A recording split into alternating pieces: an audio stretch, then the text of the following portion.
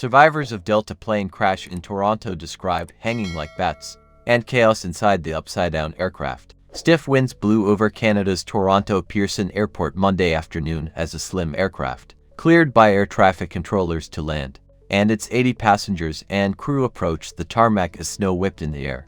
But within moments, the plane crashed into the runway, sending fire crews scrambling to extinguish the rising flames around the overturned jet. All on board the Delta flight from Minneapolis survived the crash, but it is still unclear how the aircraft was upended, leaving it belly up, streaked with black residue and much of a wing gone. Inside, seat-belted passengers were suspended from their seats. Initial reports indicate that there are no fatalities, Delta said in a statement Monday evening. Both the airline and Toronto Airport Fire Chief Todd Aitken noted. 18 people were injured in the crash and have been transported to area hospitals. A child was among the injured but is in good condition, the Hospital for Sick Children in Toronto said. Peel Regional Paramedic Services, which operates where the airport is located, provided a lower figure of 15 passengers hurt, according to CNN news gathering CBC. CNN has reached out to Peel paramedics and Delta Airlines for clarity. "We are very grateful there was no loss of life and relatively minor injuries," Deborah Flint, CEO of the Greater Toronto Airports Authority, told reporters. The harrowing incident briefly halted traffic at Canada's busiest airport and is certain to raise questions amid heightened flight safety concerns in the U.S. The crash is the fourth major aviation accident in North America in the past month and comes 3 weeks after an American Airlines plane collided midair with a U.S. Army Black Hawk helicopter in Washington, D.C., killing all 67 people aboard. In Toronto, passengers evacuated the upside-down CRJ-90 aircraft as first responders doused its fuselage with foamy fire retardant.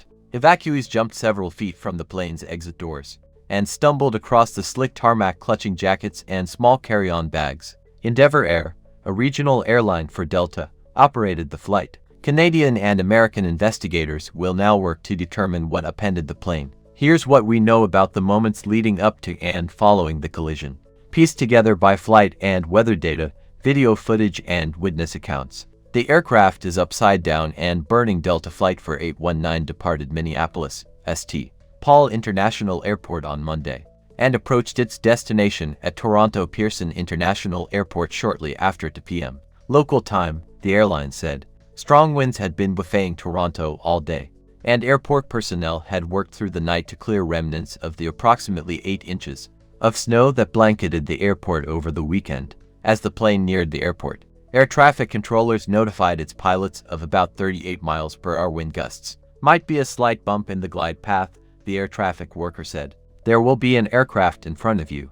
Within 2 minutes, the plane had flipped. Fire erupted as the aircraft tumbled, and the plane slammed into the runway, spitting out a huge fireball and leaving passengers hung aloft in their seats. According to passengers John Nelson and Peter Kaukov, Kaukov said he didn't know anything was the matter until the plane hit the ground and felt like it had turned sideways. He said on CNN's Aaron Burnett out front, "When we got finished, I was upside down.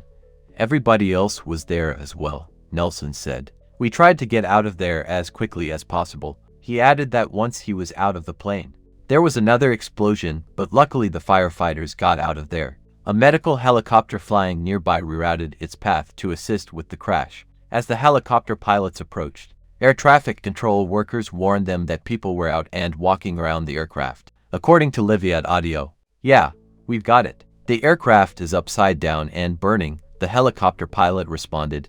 "We were hanging like bats." Fire engines raced onto the tarmac and began spraying thick sheets of white fire retardant over the aircraft's battered fuselage. It's unclear where the fire originated, but video shows the plane's fiberglass frame had melted around the engine, and thick black streaks stained its side. "After the aircraft came to a standstill, we were upside down hanging like bats," Kaukov said. He was able to unbuckle himself and stand upright on the ceiling of the plane, but some people needed help getting down from their seats. Nelson said the scene was chaotic as he and his seatmate released themselves from their belts and fell to the floor.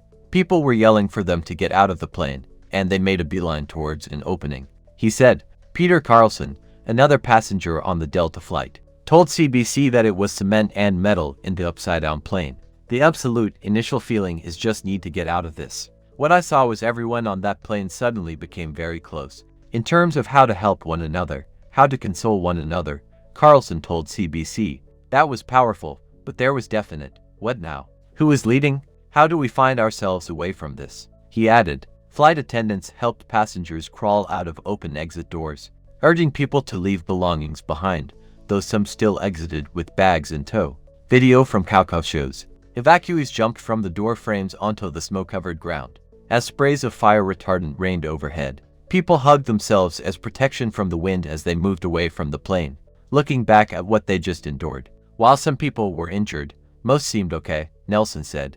But he was left stressed and shaky following the few seconds it took for the plane to turn over. Canada's busiest airport grinds to a halt. The crash prompted Toronto Pearson International to temporarily shut down all 5 of its runways Monday afternoon, causing delays at the country's busiest airport and forcing several flights to divert to nearby airports. Passengers who weren't on the plane but at the airport before flights were cancelled Monday described the accident and subsequent havoc at Pearson as messed up, saying that it is going to take weeks for the airport to recover. According to CBC, have you seen luggage in Terminal 1 and Terminal 4? There is luggage everywhere, Barb Fraser, a passenger who was supposed to head home to Vancouver, told the Canadian outlet. More than 200 flights were cancelled out of the airport by 4:15 local time.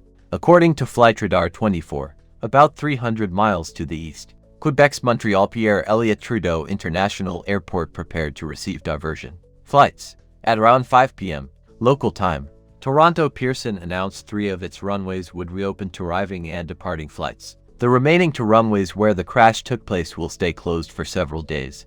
As investigators analyze the scene, Flint said, the last major aviation accident at the Toronto airport was nearly 2 decades ago, on August 2, 2005, according to the Associated Press, when an inbound Air France flight from Paris slid off the runway and burst into flames. All 309 people on board survived.